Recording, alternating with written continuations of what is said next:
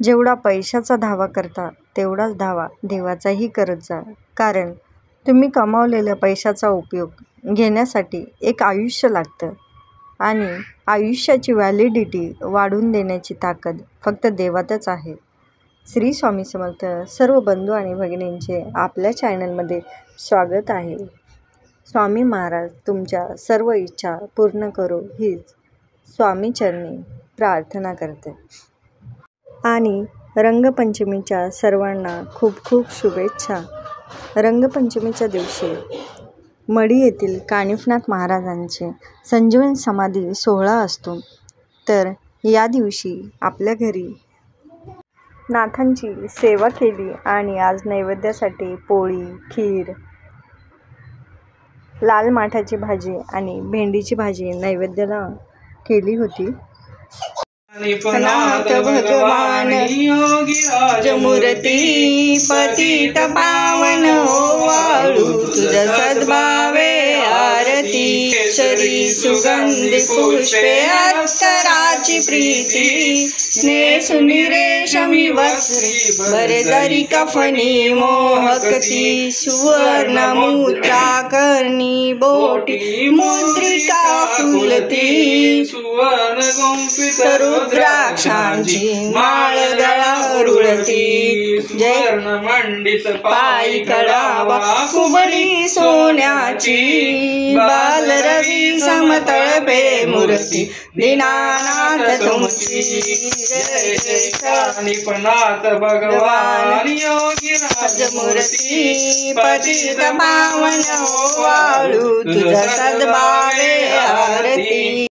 गाठी विद्रावरी गगडी शतशिष्यांचा मेळा संगे फिरतो अवनीवरी. हे नाथा तव थाट स्वारी वर्णू कोटवरी. जय जय योगीराज मूर्ती पतित पावन वाळू तुझ सद्भावे आरती. विरक्ता विषयी श्री राजामध्ये मच्छिंद्रनाथ चले समयी. प्रेमे गोपी छंद रक्षिला सुनी अपराधी.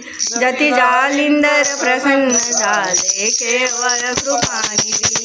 जन उपकारासाठी शावरी विद्या निरमियली. सिद्ध हाती ओपून येऊनी वरती. कानिफनाथ भगवान योगीराज मूर्ती पतित पावन वाळू तुझ सद्भावे आरती. अवनी भ्रमणी निज पंथाची मती वाढवली. समाधी स्थापून स्वानंदाने मढी पावन केली. समाधीस्थ पर्यावनी वरती गुप्त रूपे फिरसी. जो कोणी भाग्याचा पुत्र तयासी अनुग्रह स्थिती. गोरक्षांकित गोरक्षांकित विठा माईचा दास गुरु भजनी. तव गुण गाता आनंद लीन सदा चरणी. लीन सदा जननी लीन सदा श्री सद्गुरु कानिफनाथ चरणी. कानिफनाथ भगवान योगीराज मूर्ती पतित पावन वाळू तुझ सद्भावे आरती.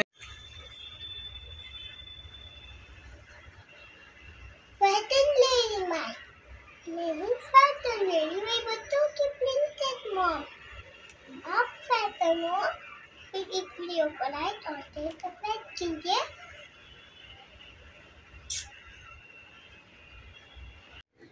रात्रीच्या जेवणाला रोज काय तेच बनवून कंटाळा येतो. तर आज म्हटलं काहीतरी हलकं फुलकं बनवावं आणि झटकेपट काय होईल असं.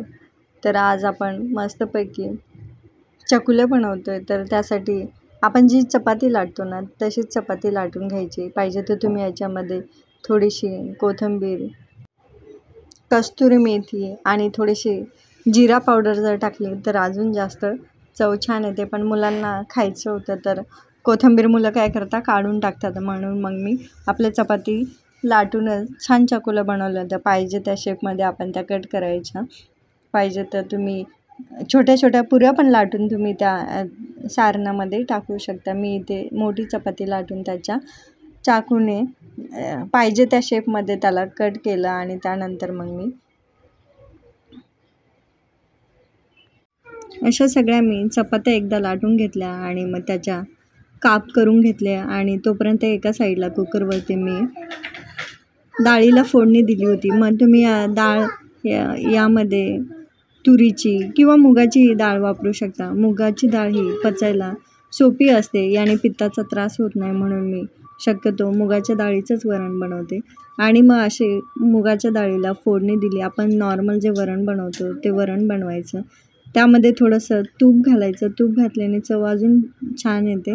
आणि मग वरणाला उकळी आली की त्यानंतर ते आपण जे काही चपातीचे काप केले ते काप त्या वरणामध्ये टाकायचे.